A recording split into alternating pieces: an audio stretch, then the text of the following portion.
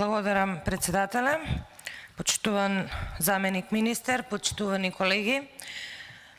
Посакувам успешна дебата во амандманскава расправа и ми представува особена чест да предложам еден амандман за кој што имаме едногласност во клубот на пратенички, а верувам дека ќе имаме едногласност и на целата комисија и ќе биде изгласан едногласно. Имено се работи за амандман во кој што бараме да се намалат буџетските приходи за 50 милиони денари со цел да им се помогне на жените и на девојчињата, со тоа што ќе се намали данокот на додадена вредност за менструалните производи на сите жени и девојчиња во Република Македонија од 18 на 5%.